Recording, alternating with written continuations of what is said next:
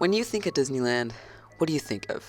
Probably like Space Mountain, or the castle, or the fireworks, or Fantasmic, or of course, Runaway Railway. But me, no.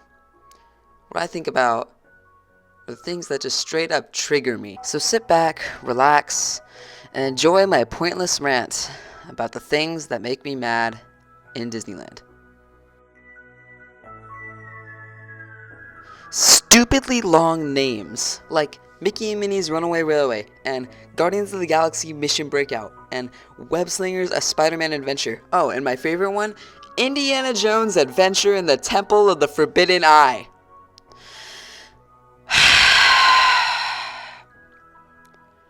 Yeah, those can be really annoying to say sometimes. While we're on the topic of Indy, look at this sign. I never knew that there could be so many typos in one sign, and that's barely scratching the surface. There's the incorrect quote on the Mickey statue, everyone's mad about that. Here's an interesting update for you. At the time of recording this, they just fixed it. It's back with the normal quote, so that's good, I guess. They got the opening year wrong for the Matterhorn. Literally all they had to do was look it up on Google. Does Disney really need to hire like a proofreader or something? Because they're really falling off with their signage. I have one problem with Runaway Railway, and one problem only. In the Twister scene, how come our flags don't move like back and forth with the wind and they do at Walt Disney World? This makes me mad. The ride is literally unrideable at this point, 1 out of 10. I'm kidding, I actually really like Runaway Railway. This is California Screamin'.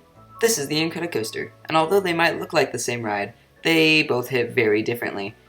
Some people say that it's literally the same ride, just in a different color, but no, California Screamin' just hit different. The soundtrack, the color of it, just everything, head to toe, it just feels different from the Incredicoaster. And this doesn't just apply to the ride, but the whole pier. You see, Paradise Pier has this sort of sense of nostalgia that doesn't really carry over to Pixar Pier. And trust me, I could talk about Paradise Pier and Pixar Pier all day, but we gotta move on. The people who say that Walt Disney World is better. I mean, I can understand this one because, you know, it's bigger, it's got 2 more parks than we do. But Disneyland is just better because it's the original, it's the classic, it's the one that Walt got to experience for himself. That Walt never really got to experience Walt Disney World. And sure, Disneyland has its quirks, but that's what sets Disneyland apart from the rest of them. Literally the smallest breeze can close down the Golden Zephyr. Not that I ride the Golden Zephyr every day anyway, but it's still kinda sad. Okay, this one's a bit more on a serious note, but the reservation system. I don't like it. I miss the days where we could just go to Disneyland. We didn't have to book a reservation days in advance. Now I have to use my phone for everything. I even have to use my phone to get into the park. You know what else you can use to get in the park? Magic bands. You know what else you can do with your magic band? Me either. I'm not saying they're completely useless, because I mean, I guess you could play that one game in Galaxy's Edge. That's pretty fun, I guess. And I guess the lights on them dance and vibrate to fireworks shows and Fantasmic and World of Color or something, I guess. But besides that, really, what else do they do? I mean, at Walt Disney World, they're pretty useful. I mean, you use them to get into your hotel room, to scan in for Fast Pass and Lightning Lane. But that's it at Disneyland. I mean, I bought one. I don't really know why, but it looks cool. It's cute. I mean, besides scanning in, I don't really use it for anything else. It's not like I use it for Lightning Lane because I have an annual pass and I go every other week, and Lightning Lane is extremely expensive. But then again, the magic bands are also expensive. I paid like $40 or something for a vibrating light that goes around my wrist. Speaking of Lightning Lane, it's pay to win. Like, seriously, who is paying $20 for something that used to be free per person, and then an extra $20 for rides like Rise of the Resistance or Radiator Springs Racers? Like, that's just really expensive. And also, virtual queue. Like, I get the whole idea of it, like trying to cut down the wait time for new rides, and sure, sometimes it's useful. But other times, like, no. Like, at least with a physical queue, there is a guarantee you're getting on that ride. With virtual queue, there is not. You have to be up at 7 o'clock in the morning before the park even opens just to get a virtual queue for Mickey and Minnie's Runaway Railway. Oh yeah, and here's another little update for you. Runaway Railway has now switched to standby, so you can just wait in line now, and you don't have to get up really early in the morning just to get a virtual queue. So, that's good, I guess. Okay, lightning round, here we go. Tiana's Bayou Adventure, pretty self-explanatory. Ohana Mansion is special anymore because Walt Disney got the only thing that made ours special. The removal of Singer Rider makes me really sad. The people who hate on Guardians for replacing Tower of Terror. Guardians is actually a pretty valid change. Web Slingers, Avengers Campus in general, and also why is Racer so popular? Did you get all that? No? Okay. I don't really care, I'm not repeating myself. The Blue Sky Sailor needs to come back. There's a lot of things that they can put in there. Like, for real.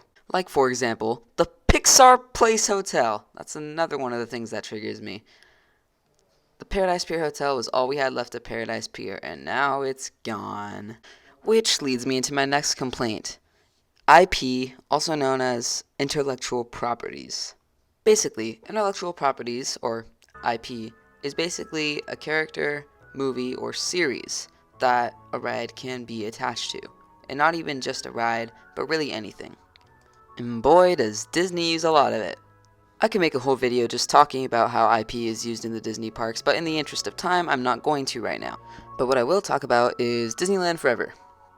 Overall, Disneyland Forever is a good show. It's a 60th anniversary fireworks show. It's supposed to center on the idea of the park, while instead, the whole show is just movies. Nothing relating to the park. Like, it talks about the park once or twice in the intro and outro, and that's it. While on the topic of fireworks, though, Remember Dreams Come True, the best fireworks show of all time, is not coming back. I hate to admit it, but I just hope it'll come back. It's not really looking bright. It'd be a good idea. Like, after Wondrous Journeys, why not have back-to-back W shows? It's a great idea. D23 2022 was pretty depressing, and I think every Disney fan can agree with me on that one. On the topic of D23 2022, Thanos has a beard, and I don't know if I like it, to be honest. The amount of ear and tune and mouse and runaway puns in Mickey's Toontown is just absurd. Like, I didn't know I was on the Jungle Cruise. Like, look at this. Hey everybody, Mickey's Toontown is getting a tune-up. Coming soon. And a new experience that's sure to be a runaway hit. And we're working on our masterpiece, haha. It's the grand world premiere. I can't do this anymore. Oh yeah, I can't forget Engineer, but it's okay because that's a Viewliner reference, so I don't really care. I don't dislike puns, so I guess this one's okay, I guess. But it is a really nice addition to Toontown. Makes it more fun, you know. Just a bit funnier. It needs that kind of life anyway, so... Pricing. This one's pretty self-explanatory, and I think we can all agree on this one. Disney is way too expensive. Fantasy Fair. Why does it exist? I don't know. To be honest, I prefer what was there before. Absolutely nothing. Well, I mean, it wasn't nothing, it was something. It had some seats and a stage, but that's about it. And I honestly prefer that because it's much simpler. The Intervention / Superhero HQ / Star Wars Launch Bay building. It's currently vacant and it's just sitting there. And finally, the Mickey stickers on the monorail. And don't get me wrong, I love when they put these temporary stickers on them and they redesign them for special occasions. Like, I am in love with this chrome one for the 100th anniversary. It's just these Mickey ones have been on there for a long time now, and they need to go.